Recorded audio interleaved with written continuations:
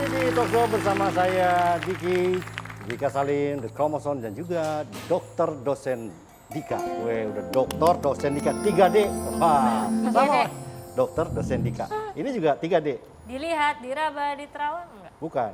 Apa? Diki Daki Domba. Ya, tapi selain ibu dokter sekaligus ibu dokter ya, dokter dosen, kita juga akan mengundang anak muda yang jadi influencer. Influencer kali. Beda ya, influencer sama influencer beda ya? Influencer sama sakit dong. Yang jadi influencer, tapi sebelum saya panggil dia, kita akan lihat dulu sosoknya seperti apa. Ini. Rinaldi Nur Ibrahim, putra kelahiran Bone, Sulawesi Selatan 1 Maret 1998 ini, berhasil masuk ke jajaran influencer berpengaruh di Indonesia. Anak santri yang kuliah di UIN Sarip Hidayatullah jurusan farmasi, mendapat beasiswa santri berprestasi dari Kementerian Agama. Walau banyak ikut aktif kegiatan di kampusnya, tak menyurutkan usahanya untuk meraih berbagai prestasi. Di antaranya menjadi wisudawan terbaik UIN Sarip Hidayatullah, serta Best Delegate Pertukaran Pelajar di Korea Selatan. Kini Naldi banyak aktif di media sosial miliknya dan menyebarkan pengaruh positif lewat konten yang ia bangun. Mulai dari mentoring bisnis, bijak dalam menggunakan obat, sampai dengan gerakan sosial membantu warga yang kurang mampu. Ini dia Renaldi. Rinaldi Nur Ibrahim. Walau dunia tak seindah surga, dapat ada yang kuasa cinta kita di dunia selamanya. Apa kabar, Rey? Alhamdulillah. Panggilannya apa nih? Naldi, Panggilannya Renaldi? Inal. Inal. Inal. Iya. Inal. Oke, saya setuju. Karena kalau panggilannya lengkap Renaldi, itu akan bikin deg-degan Wika Salim. Mengingatkan kepada Tukul. Rinaldi. Ya, dulu kan ini sama Tukul lama. Minggu-minggu kemarin kamu terkenal ya, Inalti ya. Oh, bukan penalti. Itu penalti. Kang. Sehat Inal. Sehat alhamdulillah, Kak. Alhamdulillah. Inal ini aslinya dari Garut ya? Dari Bone. Oh, dari soalnya. Dari Bone. Bone kan Oh, tadi saya udah dari di Garut. TV-nya ada di Bone. Kenapa jadi ke Garut? Itu gimana ceritanya? Nah, kok kamu memilih datang mengadu domba ke Jakarta? Mengadu Mengadu nasib. nasib. Mengadu nasib, ya ya. Domba. Iya iya iya. Balan tadi. Waktu itu kan saya sama sekali kayak bercita-cita mau jadi public figure, Kak. Cie. Kang. Jadi kayak saya ngelihat banyak orang di TV kan, karena saya dari kampung nih. Iya, sama Kak. saya juga. Oh iya, iya benar. Jadi kayak pada saat saya di kampung itu ngelihat orang di TV itu kayak wah keren banget ya, sukses banget ya mereka gitu. Kapan ya saya seperti mereka? Oh gitu.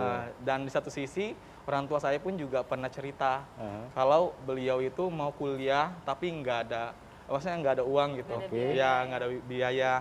Jadi disitulah saya kayak berkomitmen gimana caranya itu saya bisa kuliah di Jakarta dan saya bisa mengangkat derajatnya keluarga gitu. Dengan cara saya tuh aktif kayak gitu dan alhamdulillah bisa dibuktikan sampai sekarang ini. Alhamdulillah.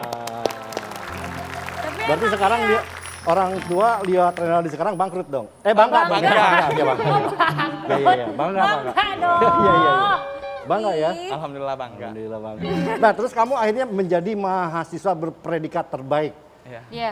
Itu gimana tuh cara meraih dan perasaan kamu? Iya. Jadi pada saat setelah saya selalu positive thinking dengan apa yang saya rasa saya bisa untuk mencapai itu, saya memulailah untuk mengikuti beberapa kegiatan, Kang. Jadi saya mengikuti kegiatan perwakilan Indonesia ke acara pertukaran pelajar gitu Ya. di Korea, di Thailand, Thailand, ya. di Jepang juga. Saya Wow. ngewakilin kampus untuk presentasi paper gitu di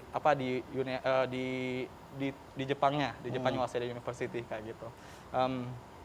Di situ saya merasa bahwa di saat saya melewati itu, mengikuti kegiatan-kegiatan itu, minat saya untuk mengikuti banyak kegiatan-kegiatan positif lagi itu tumbuh gitu. Makin Terpancing. bertambah ya, Oh, makin iya. terpacu Termotivasi ya. untuk termotivasi semakin, ya. untuk semakin berprestasi. Lama kelamaan saya kan kita diseleksi gitu kan untuk mengikuti kayak pemilihan putra bukan putra lebih ke mahasiswa berprestasi gitu, mahasiswa berprestasi. Nah, dikasihlah portofolioku, ternyata saya diberikan penghargaan sebagai mahasiswa berprestasi sekaligus jadi wisudawan terbaik di UIN Syarif Hidayatullah. Keren. Oh, begitu ya, Dika. Biasanya motivasi itu muncul dari pancingan-pancingan prestasi-prestasi kecil yang kita dapat, yang akhirnya kita terus jadi kayak kecanduan untuk Iya, menjadi orang jadi- berprestasi, gitu nggak sih? Iya, terpacu. Terpacu ya, terpacu dalam melodi. Berpacu. Terpacu. Tapi kamu kan sekarang akhirnya bisa jadi juga merambah ke sosial media. Iya. Itu awalnya kenapa kamu kepikiran bisa untuk merambah ke dunia media sosial gitu? Sampai akhirnya jadi influencer tadi. Influencer. iya. Ya. Influencer. Influencer. Jadi pada saat itu kan saya memang bercita-cita mau ke Jakarta itu mau jadi public figure kan ya kan. Iya. Nah, pada saat itu saya ikut beberapa kegiatan, ikut organisasi. Iya.